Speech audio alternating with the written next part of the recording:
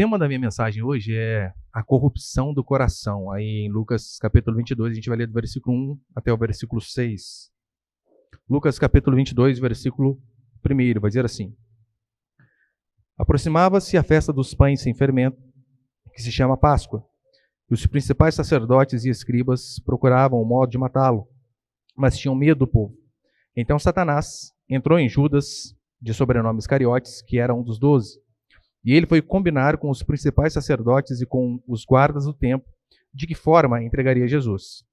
Eles se alegraram com isso e concordaram em lhe dar dinheiro. Ele o aceitou e passou a procurar uma ocasião para entregá-lo sem causar tumulto. Até aí tá bom, olha para cá, meus irmãos, por favor. Dando continuação às nossas pregações positivas aqui no Evangelho de Lucas, essa é a pregação número 112. Lembra qual era o contexto aqui? Mais basicamente do capítulo 21, que terminamos no último domingo. Jesus ele estava vindo dando sinais do que aconteceria quando ele fosse regressar à terra. Foi assunto aos céus, então ele começou a dar sinais do que aconteceria quando ele regressasse. E então ele disse, olha, nos últimos dias, no fim dos tempos, esses dias terão as dores intensificadas. E a analogia que ele faz ali é da mulher grávida. Ele diz, né, assim como a mulher vai chegando ali próximo do 8º, do 9º mês, as dores vão aumentando, assim vão ser os sinais dos tempos. E ele disse a respeito de guerras, e eu tive uma pregação que eu fiz só sobre isso, mostrando que a partir da Primeira e da Segunda Guerra Mundial, o mundo nunca mais esteve em paz. Guerra em cima de guerra, inclusive estamos tendo uma, lá Ucrânia e Rússia, nunca parou. O Brasil, ainda que não esteja envolvido diretamente em uma guerra, de forma externa, combatendo outra nação, vivemos em guerra, porque aqui se morre mais do que a guerra entre Estados Unidos e Iraque. No ano de 2017, nós tivemos cerca de 60 mil homicídios catalogados aqui em nosso país. Ou seja, se morre muito. Se morre muito. Jesus, então, fala a respeito de guerras, de terremotos.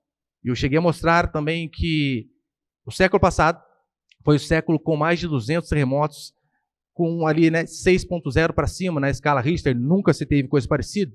Jesus disse que aumentaria a fome. Basta olharmos para os nossos vizinhos venezuelanos e veremos que lá não tem pet, porque se come tudo que dá para comer lá. Não apenas lá, diversos lugares. E Jesus fala também a respeito de epidemias, mortes. Eu dei o exemplo da peste bubônica, ou a peste negra, mais conhecida, que dizimou 1/3 da Europa. Assim, de cada 3 pessoas, uma morria. Depois dela, tivemos inúmeras. As mais conhecidas aqui no nosso meio, claro, né? H1N1 e a última, a epidemia do Covid, onde, segundo a OMS, 15 milhões de mortos no mundo. E todos aqui, eu acho, perderam algum parente, alguém próximo, alguém conhecido. É impossível que não tenhamos perdido ninguém. Então Jesus disse que essas coisas aconteceria antes dele vir. Este era um sinal de que, olha, eu estou vindo. E no último domingo, eu dei mais uma característica, que foi o que ele terminou o capítulo 21 dizendo, olha, nos dias que antecedem a minha vinda, a decadência moral da sociedade vai ser enorme. Ou seja, a sociedade vai estar podre, vai se apodrecer a cada dia mais. E no versículo 34, aí do capítulo 21, né, vai dizer assim, cuidai de vós mesmos, não aconteça que o vosso coração se encha de devassidão, embriaguez e preocupações da vida. Na versão revista e atualizada está, em vez de devassidão, a palavra orgia. Cuidado para que o vosso coração não se encha de orgias, embriaguez e preocupações desta vida. Na quarta-feira passada, quarta-feira agora, eu falei sobre a revolução sexual, que tem tudo a ver com este tema aqui também, a decadência moral da sociedade. E eu mostrei o porquê o mundo tem a cada dia mais piorado. Eu disse que os valores morais estão em declínio, porque Jesus disse que assim aconteceria. Nos dias que antecedessem a sua volta, os valores morais estariam em declínio. Isso é fácil ser notado. Olha para cá, por favor. Isso é fácil ser notado. Basta você ver. Há 5, 6 décadas atrás, a coisa mais normal do mundo era se casar virgem. Hoje em dia, é a coisa mais rara do mundo se casar virgem, para não dizer impossível, mas raríssimo. Por quê? O mundo tem a cada dia mais apodrecido. Pergunte lá aos seus avós. Vó, quando que foi seu primeiro beijo? Provavelmente eles vão dizer assim, no altar. Se o seu vô foi um safado, ele deu um selinho antes do altar. Assim era. Mas a sociedade tem apodrecido a cada dia mais. Hoje, se faz relacionamento aberto. Olha o nível de degradação da nossa sociedade. Eu expliquei o que é isso. O que é um relacionamento aberto? Que muitos famosos estão adeptos. É assim, olha, você está lá, né? Você tem o direito de... Você tem uma união com uma mulher, mas ela também tem o direito de não ser presa a você. Se ela quiser, né? Dar uns pega por fora, ou ele também, não tem problema. Hoje em dia tem se normalizado esse tipo de coisa. Por quê? Decadência moral. Foi exatamente o que Jesus disse aqui. Há um projeto de lei na Câmara dos Deputados querendo regulamentar a prostituição como profissão.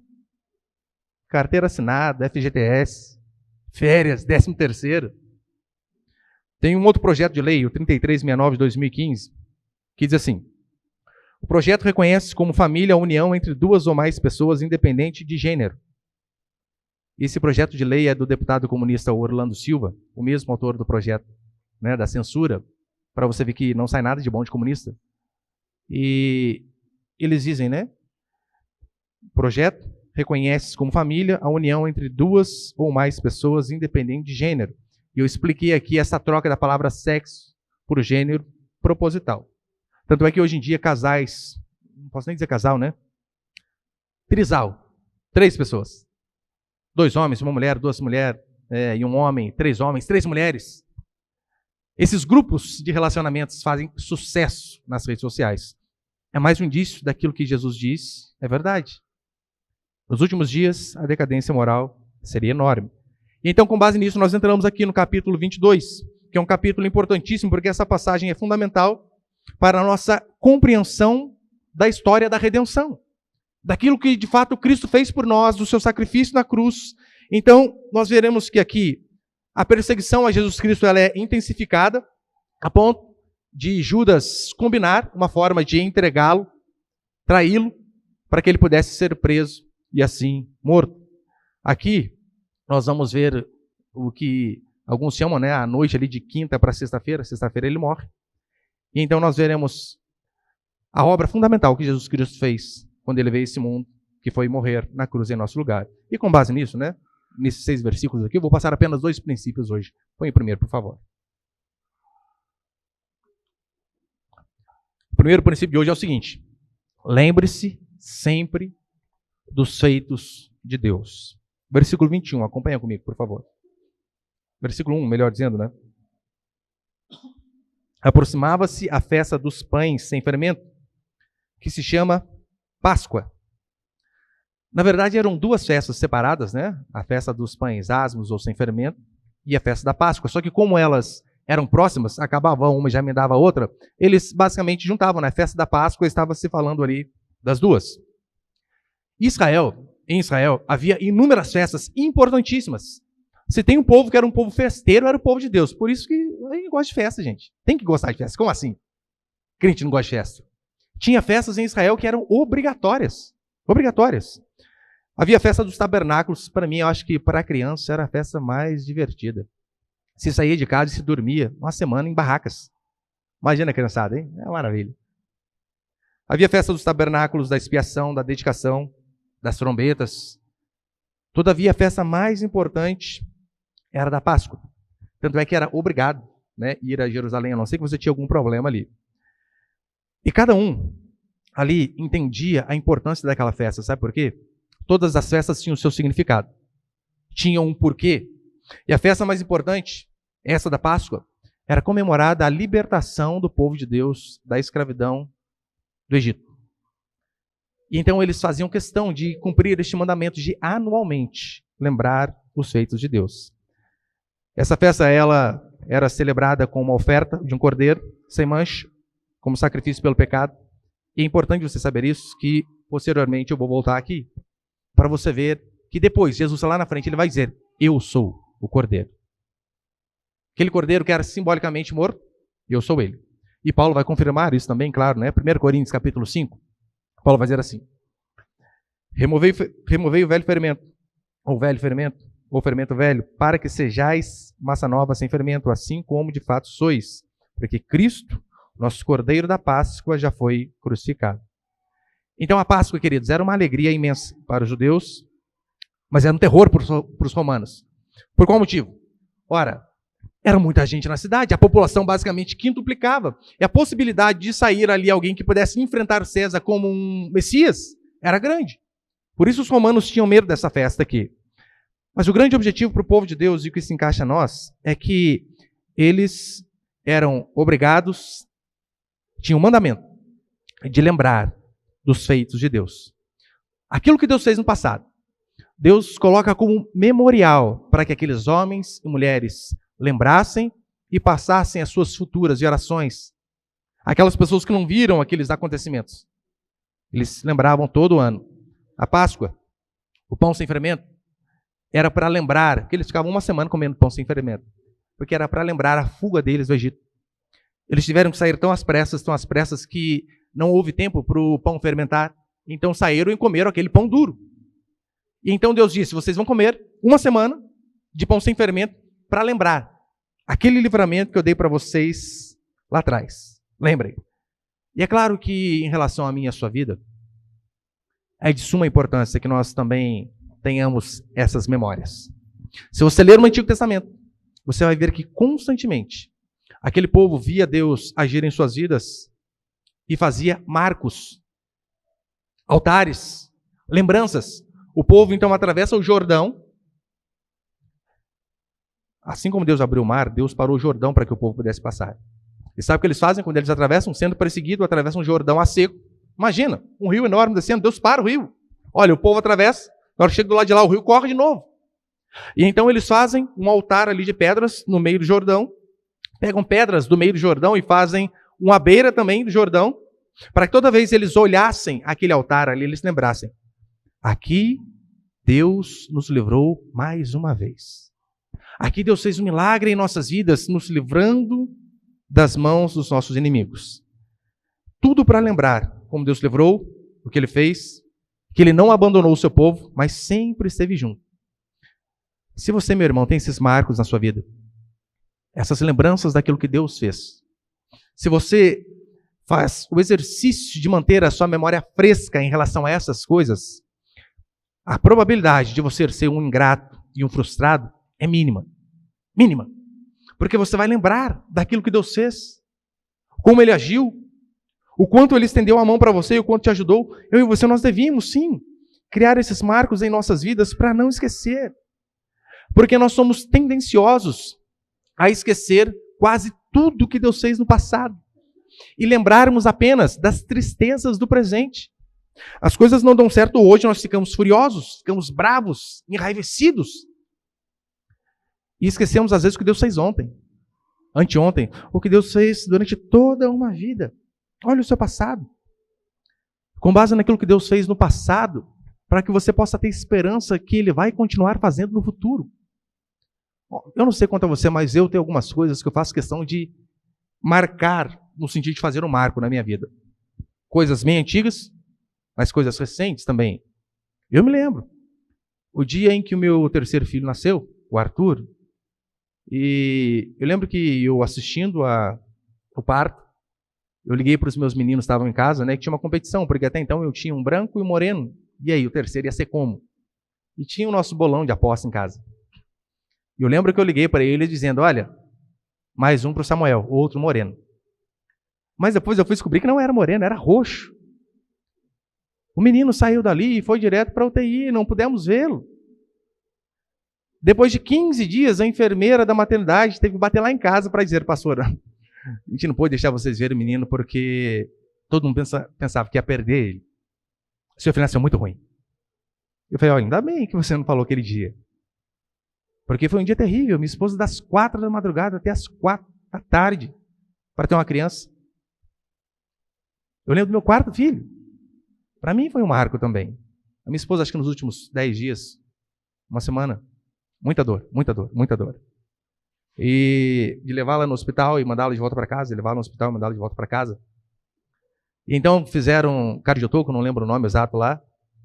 O menino estava com um batimento que era normal, 110, 120, estava com 180, 190. Sofrimento, quase morrendo. Eu lembro de assistir o parto novamente. E o menino nascer sem sair uma gota d'água da bolsa da minha esposa, já estava no seco há mais de uma semana. Então, eu faço questão de lembrar dessas coisas, daquilo que Deus fez, porque daí quando eles ficam doentes agora, eu digo, ó Deus, o Senhor nos trouxe a vida. O que é para o Senhor? Sustentar, curar, fazer o milagre novamente. Foi a casa de uma irmã aqui de nossa igreja, e entrando na sala da casa dela, tinha, eu acho que 7 convites de culto assim na estante. E disse ela, o que é isso aqui? Ela falou, pastor, onde eu vou eu os coloco. Porque eu com 20, 21 anos tive câncer. O médico me deu 3 meses de vida. Eu conheci o meu marido depois que tinha passado um mês. Ou seja, ele me conheceu sabendo que eu tinha um prazo de validade de 2 meses apenas. Eu cheguei a pesar, acho que 35, 40 quilos, se eu não me engano. Eu lembro que eu fui a 7 cultos arrastada, mas fui. E Deus fez um milagre na minha vida por isso. Marcos. Aqui tem o irmão Manassés e a irmã Lígia, que tem a foto lá do Francisco, bebezinho que nasceu com 26 semanas, e quando eu visitei no hospital tinha 810 gramas. Nós devemos ter essas coisas sempre diante dos nossos olhos, para que nós possamos lembrar que Deus é poderoso, que assim como Deus abriu o mar, Deus continua curando, transformando, abrindo portas de emprego, fazendo aquilo que era impossível aos olhos dos homens. Eu lembro, né? Eu vi o Manassés aqui, eu lembrei. O filho dele, eu lembro que quando eu vi na incubadora lá em São José, sem exagero, o fêmur, junto com a canela, era aqui o meu dedo. Era o meu dedo. Quando eu olhava para o menininho, falei, gente, dava quase para ver dentro dele, de tão magrinho que o menino era. E hoje está aí, olha lá, no colo da Lígia, lá batendo pezinho lá atrás. Para vermos que Deus continua agindo. Então tem esses marcos na sua vida, meu irmão, para que você não seja ingrato, para que você não lembre apenas daquilo que deu errado, daquilo que não saiu de acordo com a sua vontade. Tenha memórias do que Deus fez, e isso vai te livrar da ingratidão, de frustração, de você viver ser um amargurado que vive reclamando. Pessoas que são amarguradas, que vivem reclamando, é pessoas que não conseguem relembrar aquilo que Deus fez, o tanto que Deus fez. E por isso suas vidas não passam de reclamação em cima de reclamação. Deus, ele não muda. Deus não diminui em poder.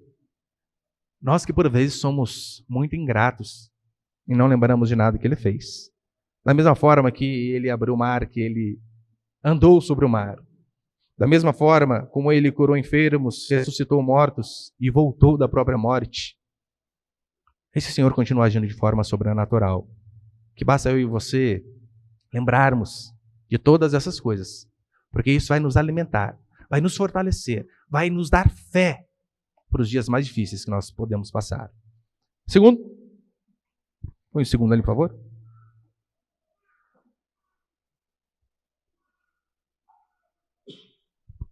Segundo princípio, somos tentados por nossas próprias cobiças. Acompanhe comigo o versículo 2, por favor. Lucas 22, 2. E os principais sacerdotes e escribas procuravam um modo de matá-lo, mas tinham medo do povo. Lembre-se, a ideia, o plano de matar Jesus era antigo. Não era agora, eles já tinham bolado esse plano há muito tempo.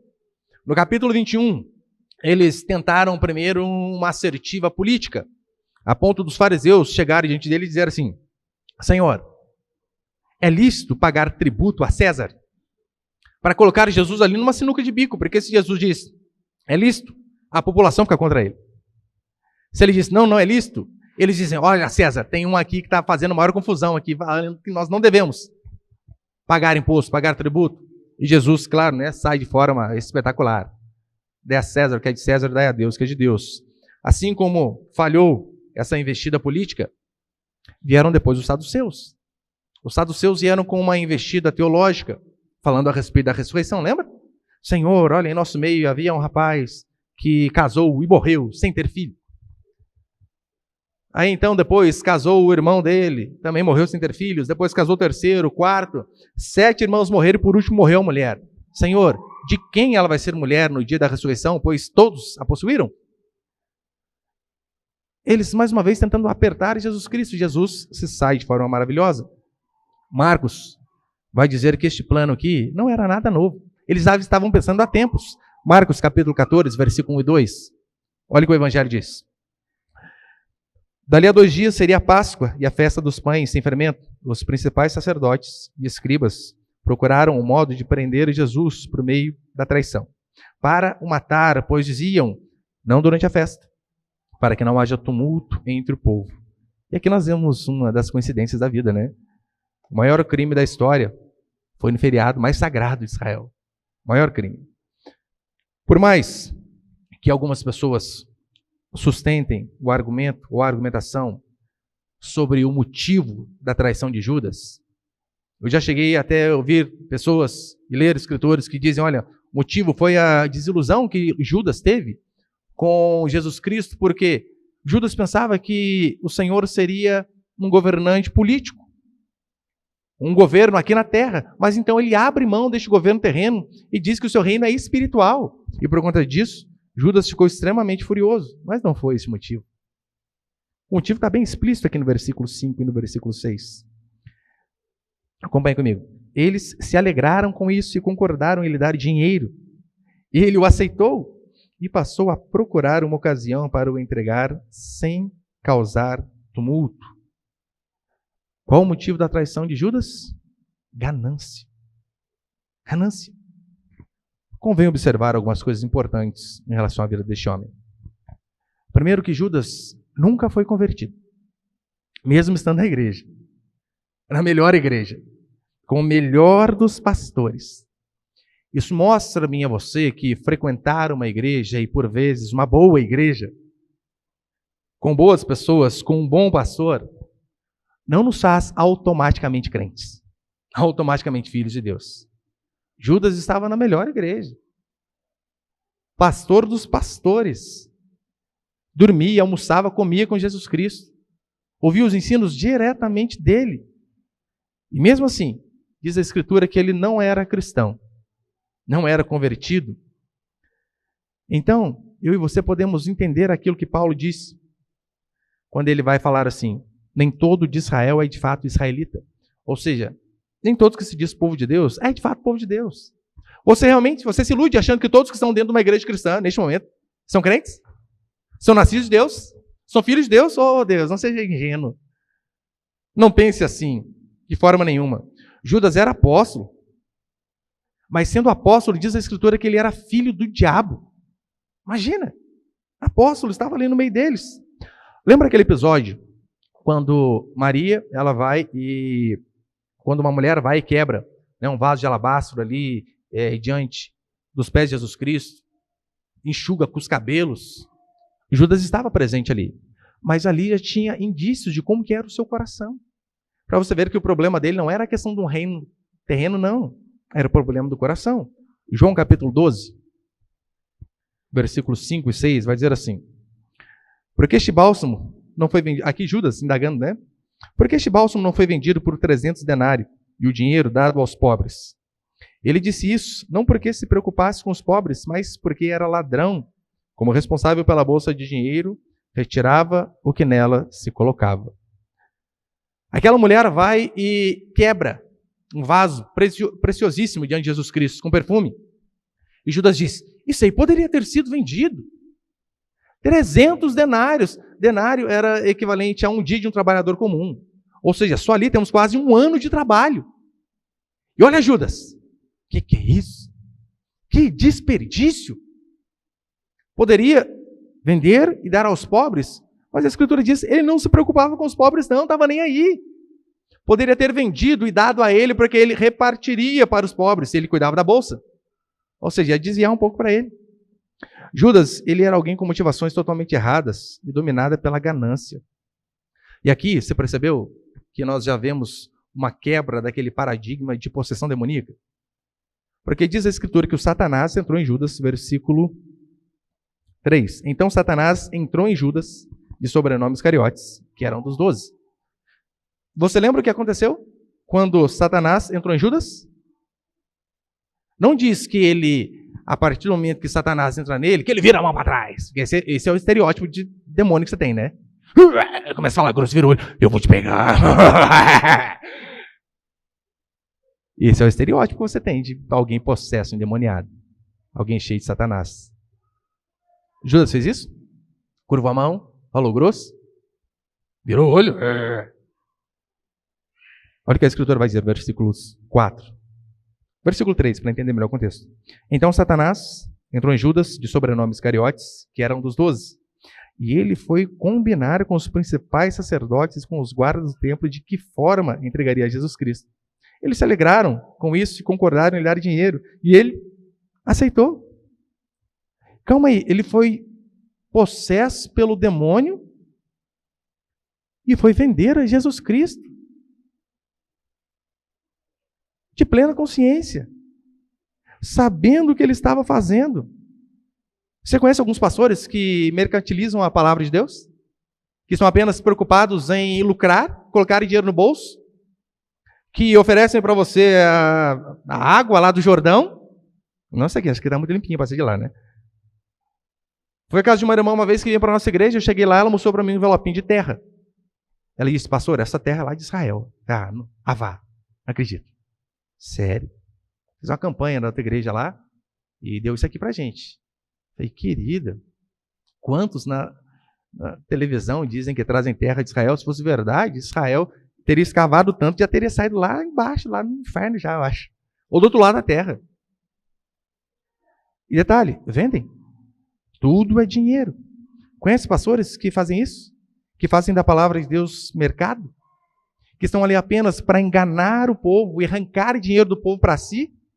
Se você conhece alguém, parabéns, você está vendo uma pessoa possessa sem torcer a mão, sem falar grosso. É isso pelo menos que a Escritura diz. O dinheiro, ele é a única entidade a qual Jesus atribui divindade. Ele diz, vocês não podem servir a dois senhores. Ele coloca ali o dinheiro num pé de igualdade de divindade, Kyrios. Ou vocês vão agradar um, ou vão agradar outro. Mas os dois não dá para você agradar.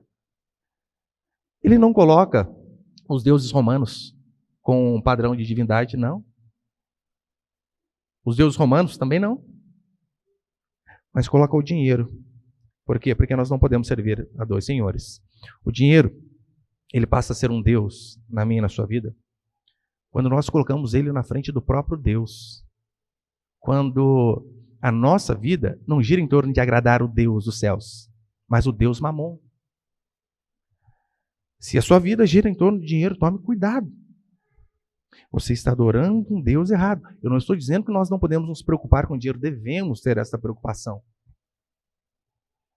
Mas ele não pode ser um Deus a ponto de guiar os nossos passos, de mostrar o que nós devemos ou não devemos fazer. A vida de Judas é um solene alerta. Quão profundamente uma pessoa pode cair depois de ouvir as palavras da verdade de Jesus Cristo. Judas fez isso, ele ouviu. Mas mesmo tendo ouvido da boca do próprio Deus, mesmo sendo apóstolo, exercendo o ministério, diz a Escritura que ele era ladrão, traidor e filho do diabo. A ganância e a avareza falou muito mais alto do que a fidelidade desse homem. E é claro, eu e você temos que tomar um baita cuidado com isso também. Porque se tem algo que pode nos virar a cabeça fácil, não é prazer fácil, é dinheiro. Por dinheiro perdemos noites de sono, perdemos amigos, trabalhamos horas e horas e horas, 16, 17 horas por dia, dormimos pouco, comemos pouco, mas desde que a conta tenha muito. E não percebemos que, por vezes, conseguimos muito dinheiro. Todavia, temos pouca saúde, pouco tempo com a família. Trabalhei com um rapaz uma vez, e eu lembro que ele ia para casa a cada 15 dias, alguma coisa assim. E eu dizia para ele, né, mas não sente falta? filha, esposa. Esposa, claro que essa hora nem tinha, né? Não tinha. Aparece em casa de vez em quando, a cada 15 dias, que jeito. Ele falou que um dia ele, saindo para voltar para o serviço, depois de 2, 3 semanas sem ir, ver a família, ele falou que ele vê a filha dele amarrando o cabelo lá, daí pegou um pires no umbigo da menina. Ora, de onde que é isso aí? Ah, se fosse um pai mais presente, teria visto colocando. Depois de não sei quanto tempo ele volta e descobriu que estava grávida. Será que vale a pena o anseio por dinheiro, a ponto de esquecer coisas que são extremamente importantes, como família? Não se poderia dizer que Judas foi grandemente tentado por dinheiro, porque por vezes somos, claro que somos. Um policial conhecido uma vez disse que ele mais a sua equipe de 3 pessoas fizeram uma apreensão na casa de um traficante e tinha 500 mil reais na mão. 500 mil. Isso aí há uns 8 anos. $500 mil. Ele disse que o traficante, desesperado, disse assim: não me prenda, não me prenda. Se você me der mais 30, 40 minutos, eu trago mais. E eles disseram: então traz. Meia hora trouxeram mais 400 mil. Quase 1 milhão ali à frente. Sabe o que aconteceu? Prenderam do mesmo jeito. Levaram. Talvez eu e você nunca seríamos tentados. Imagina, uma equipe com 3 policiais, 900 milhões, 300 mil para cada um, gente. Quem quer saber disso? Resolvi o problema da sua vida. 300 mil. Talvez, né? Talvez a vida de muitos. Judas não foi tentado em relação à quantia enorme. Não foi tentado em relação a ser um negócio ilegal, porque às vezes somos tentados a isso. Olha, apareceu um negócio aqui para você fazer, igual uma vez o irmão veio e disse para mim: pastor, surgiu uma proposta para mim lá, o que o senhor acha? Ó, já vou dizer para o senhor já, é meio que legal. Eu, como assim, meio que legal, criatura? Não tem essa para o cristão, meio que legal. Então, não é legal o negócio. Ele começou a explicar para ele: irmão, eu sentiria vergonha só de relatar essa proposta. Pelo amor de Deus, onde já se viu o crente fazer uma papagaiada dessa? Cria vergonha na cara. Seja honesto, ainda que ganhando pouco. Mas por vezes somos tentados. Ser tentado em si não é pecado. Pecado é quando você cede à tentação. Judas não era dinheiro muito grande. Ele não estava apertado, passando necessidade. Porque você pode pensar, né? Não, Judas estava passando apertado em casa, pastor, não tinha dar noite para as crianças. Então por isso que teve que dar um jeito e vender. Não foi esse o caso. O valor era pouquíssimo. Era basicamente 1/10 do valor daquela mulher que quebrou ali o bálsamo nos pés de Jesus Cristo. O valor era tão pouco, põe ali, por favor, Êxodo capítulo 31, 21, vai dizer assim: mas se o boi chifrar um escravo ou uma escrava, o dono receberá 30 ciclos de prata e o boi será apedrejado. O preço que aqueles homens acertaram com Judas foi o preço de um escravo ferido por um boi. Essas 30 moedas de prata, traduzindo para hoje, 2023, seria algo em torno de R$3.130. 3 contos só. E por R$3.000, ele vendeu sua fidelidade, sua dignidade, sua honestidade, seu Salvador. R$3.000 apenas. Judas entregou a Cristo por amar mais o dinheiro. Preferiu vender a alma. Preferiu vender a consciência, seu ministério, suas convicções, sua fidelidade, do que fazer aquilo que era correto. E como eu disse, isso aqui é apenas um aviso solene para mim e para você. A vida deste homem é uma advertência para nós contra os perigos do amor ao dinheiro. Ou você acha que você não é tentado em relação a isso? Todos nós somos tentados a amar o dinheiro mais do que qualquer coisa. 1 Timóteo 6,10, Paulo vai dizer assim: porque o amor ao dinheiro é a raiz de todos os males, e por causa dessa cobiça alguns se desviaram da fé e se torturaram com muitas dores. Aqui e em qualquer outro lugar, a Bíblia em nenhum momento vai dizer que o dinheiro é algo ruim, nem algo neutro. Não, dinheiro é algo bom. É tão bom que a Bíblia nos manda repartir. Não guarde só para você, não, reparta. Reparta a bênção. Tem as coisas, mas tem pessoas para desfrutar com você. Só que nós somos tentados, como diz a Escritura, pelas nossas próprias cobiças. Judas foi seduzido pelo amor ao dinheiro. Alguns talvez tenham problema com bebida, com pornografia, com diversas outras coisas. Mas eu acho que esse problema em relação ao dinheiro, essa tentação em relação ao dinheiro, todos aqui têm um pouco. Todos somos tentados a, e aí? Vai ser firme agora ou não? Diante daquela proposta indecente de um aumento de salário absurdo, você só vai precisar fazer uma pequena falcatrua ali, né? Colocar no nome do outro, passar determinada coisa, extraviar um documento. Oh, ninguém nunca vai saber. Somos tentados. Judas foi seduzido pelo amor ao dinheiro. Por isso, eu e você devemos tomar um cuidado enorme de não sermos servos do dinheiro. O dinheiro ele está aí para nos servir. E não nós, correndo atrás dele como se ele fosse o nosso Deus e nós o servo.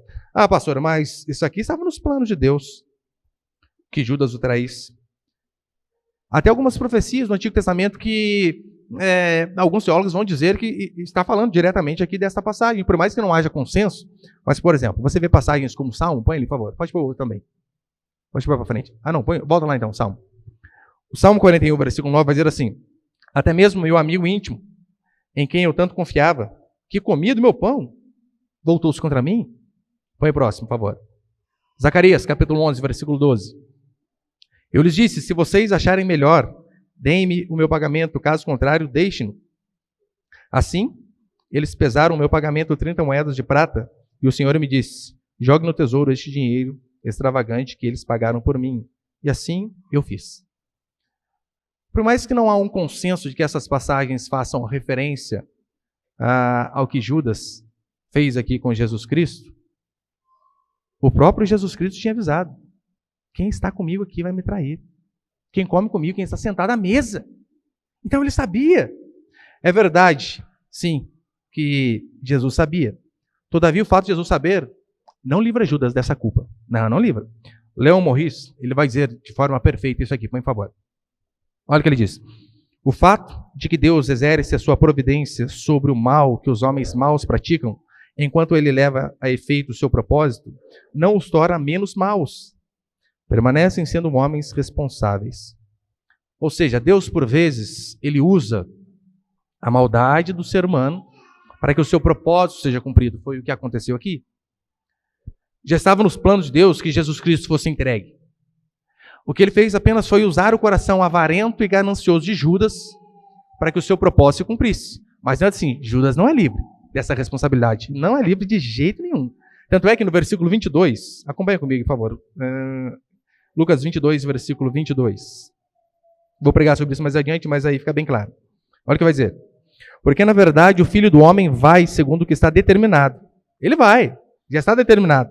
Mas, ai do homem, por quem ele é traído.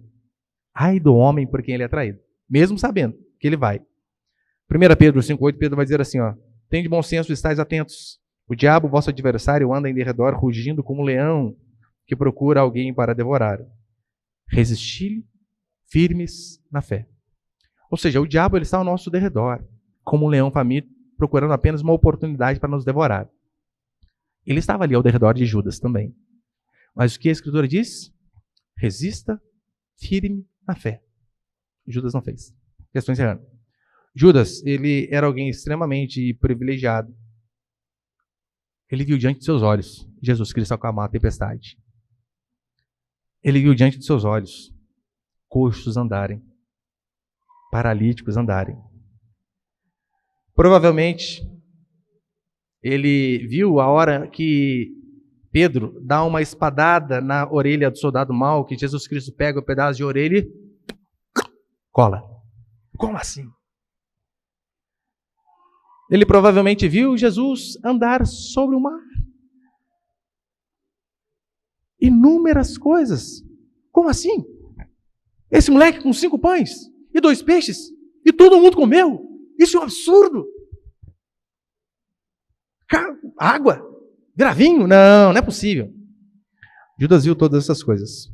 Ainda assim, ele resolveu entregar Jesus Cristo por conta de um coração ganancioso e cobiçoso. Nós também, que somos extremamente privilegiados por podermos ouvir o Evangelho semana após semana, por podermos ter uma Bíblia dessa em casa, ou até aí, né? Seu celular, no seu smartphone, se você pode levar para qualquer lugar. Somos privilegiados de ouvir o Evangelho semanalmente, de termos uma igreja para congregar. E é claro, Deus, Ele é soberano, onipotente. Mas ainda assim a Escritura diz que nós somos totalmente responsáveis pelas nossas escolhas, assim como Judas foi. Deus já tinha determinado, mas Judas foi responsável. Que Deus, meus queridos irmãos e irmãs, nos dê a graça de termos os nossos memoriais sempre frescos diante de nossa mente. Tudo o que Deus fez. Que nós jamais esqueçamos os grandes feitos de Deus na Bíblia, mas também em nossas vidas. Como o irmão Robson estava falando aqui no começo do culto, olha, conheci um amigo que era banda do que? Você falou, Robson?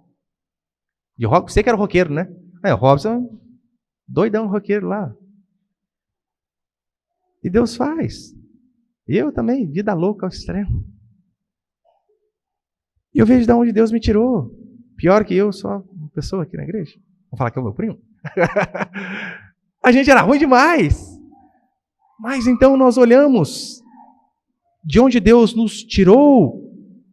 Aí, o Edivaldo, do bar. A gente tem um passado aqui tenebroso, irmão. Só tem gente ruim na fita aqui, ó. É por isso que a igreja é pra gente. É por isso que a igreja é pra gente. É um pior que o outro. Então nós temos a obrigação e o dever de olhar o que Deus fez em nossas vidas, de onde o Senhor nos tirou, e ter isso como um memorial diante de nós. Que Deus nos dê a graça de jamais esquecermos essas coisas e que Ele nos livre de um coração avarento, de um coração ganancioso e de um coração cobiçoso. Mas que o nosso Deus jamais seja o dinheiro, e sim seja o Senhor. Amém, meus irmãos?